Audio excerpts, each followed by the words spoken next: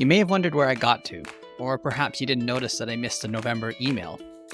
I was just getting ready to work on the email when I got sick. It seems that I got the cold that was going around the area. It set me back for a few weeks, which also set my teaching and client work back, so I decided rather than rush a newsletter out, I would just skip November and go with December. So welcome to Plants Dig Soil, a podcast about realistic regen ag. I'm your host, Scott Gillespie, and I'm an agronomist from the Western Canadian Prairies, specializing in climate-smart agriculture. I discuss scientifically proven practices that benefit the planet, and just as importantly, farmers' economic sustainability. Be sure to visit my website, www.plantsdigsoil.com, for resources and information about the services that I offer. So in this episode, you'll find content summaries for October.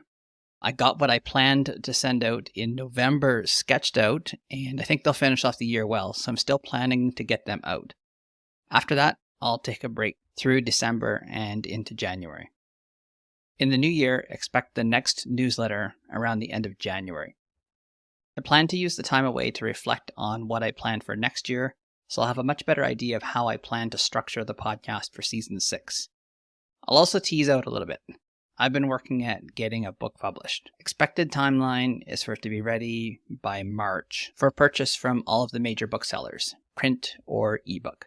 Now, if you're listening to the podcast or watching this on YouTube, if you want to get my email, you can go to the links that will be below in the description. There's a regular email that comes through MailChimp that you can send to any of your email addresses, or if you're on LinkedIn, you can go there and you can sign up for my newsletter there. There's also a link in the description for that. So just before I get to the content summaries, I just want to remind you of my consulting packages. The pricing that I have reflects the independent structure of my business. You pay for the advice, and that's it. I don't sell any products. I'll recommend them where I see fit, but I make no money from your use of anything that I recommend. So we can work remotely or in person, or a combination of the two. You're not tied to long-term commitments. I give you everything and you're free to implement on your own or with another company. And of course, I always love to work with people over the long term. So now let's get to the content summaries. So you can either read them on my website, you can listen to them in your podcast app, or you can watch them on YouTube. But just to give you a quick summary of what I talked about, I'm going to go through them here in this podcast. So I talked about 6 different articles in my Regenerative Agriculture News, which was titled N2O Emissions, Disease Control with Compost, and Using Tillage Responsibly. So the quick summary, new research shows that cover crops may not be a net benefit to the nitrogen loss equation. While they can prevent leaching, they may contribute more to nitrous oxide emissions. And those are the very potent greenhouse gases. On the topic of nitrous oxide emissions, work in the prairies is continuing to show that inhibitors work to reduce emissions. However, the yield impacts for producers are not worth the cost of using them. On the disease front, promising work shows how a specific combination of crop input of compost inputs may tackle one of our toughest potato diseases. So this dovetails well into another story I have about biodiversity. And that story is that it's not about putting everything into the system and looking for resilience. It's more about finding the right combinations that lead to the desired outcomes. And this fits well into the next article. This principle has been used by a farmer in Ontario who's gone back to tillage. As I've talked about before, it's not about no-till or reducing tillage. It's about using it properly. And finally, I'll point to an article that discusses future forecasting and the problem of assumptions. So my next podcast episode was called Plants Don't Read Our Manuals. This was inspired from Rick from the Garden Fork podcast, who frequently remarks, "Bees don't read our manuals," when he's discussing beekeeping. And I found this equally true for plants. So in this episode, I shared a year-end review of what I've learned over the summer in the fields and in my garden. So without a doubt, this year has been dry, marking a few years into a drought cycle. Now, observing changes on a landscape scale, it's become apparent that the behaviors of fields are shifting. This could be attributed to a deeper underlying issues or changes in our environment. And I think this is related to the water cycle. So back in 2010 and 2011, we witnessed unusually high rainfall, which replenished deeper groundwater reserves. However, the recent drought years have depleted these lower groundwater levels. This observation led me to reconsider the adaptability of farm machinery, particularly the use of stripper headers for water use efficiency and microclimate management. As water restrictions loom, it's imperative to rethink our irrigation strategies.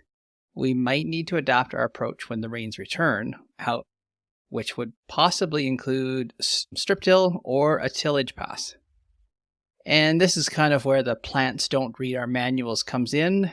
Despite the drought, this year's potato crop exceeded expectations, thanks to optimal weather conditions and efficient water management. However, the challenges of pest control, particularly for organic growers, still is significant. And in my garden, the shift back to drip irrigation has proven successful. As the year winds down, my focus shifts to teaching and personal development, including updating my cover crops course and diving into a winter reading list. And finally, I talked about a book called Buffalo Bird Woman's Garden. So I dive deep into the life of the agricultural practices of Buffalo Bird Woman, one of the last indigenous farmers in North Dakota. Her story, preserved by the anthropologist Gilbert L. Wilson, provides an account of sustainable farming techniques that were in use long before European settlement. What stood out to me was a striking similarity between her methods and those of European farmers. From preparing the land a year in advance to her detailed crop planning strategies and her commitment towards seed saving, she practiced sustainable agriculture in the way that still holds lessons for us today. If you're interested in learning more about Buffalo Bird Woman and her agricultural practices, I recommend the book about her life. And there'll be a link in the description of that episode where you'll have to go to my website or YouTube or podcast to find that. So just to finish off, I will remind you of the SCAP funding. This is a large funding opportunity from the Government of Canada along with the provinces. And there are all kinds of things covered in it. So if you're not sure, just get a hold of me and I can help you with it. Or if you have a crazy idea or something you're thinking of, it might be covered because they are trying to fund innovation, especially in the regenerative agriculture side of things. So I'm going to read my list here. I know it's a little bit boring if you've heard it before, but maybe this is your first time, so maybe you might catch something. So there's new technology, farm security, grain handling equipment, buying new or upgrading center pivots. Very important for our irrigation farmers now. Installing drip irrigation, digging a well, developing water supplies for crops or for livestock, and decommissioning old wells, developing a food safety plan or upgrading existing ones, developing new products or markets, fencing in riparian areas or adding fencing, perimeter or internal, increasing legumes or establishing native or tame forages, adding in shelter belts, eco-buffers, and pollinator strips. And this is an interesting one, intercropping annuals for grain harvest. So there is help to try that practice, along with cocktail cover crops for green manure or forage, and establishing or enhancing wetlands. So there'll be a link in the description for this program. And the important thing is that my fees can usually be covered in the funding because I do have the professional agrologist designation. And finally, I do have my course, Profitable from the Start, Cover Crops for the Prairies. And I recognize that right now, there's not a lot of reason to do cover crops, dry land or irrigated because of the coming water restrictions or expected water restrictions. However, you could still spend your winter learning about them. So I've put together this course. You'll have a cover crops first plan, which is fit, implementation, return on investment, species, and termination. And I always figure it's a good idea to learn things before you actually need to do it. So rather than scrambling midsummer when all of a sudden you do have the conditions where cover crops might work, learn it now and come up with your plan, and then you'll be ready. So with that, I will end this episode. I will talk to you again over the next few weeks as I put together my final episodes of the season. And I will send out another newsletter later in January, sometime in the new year. Talk to you then.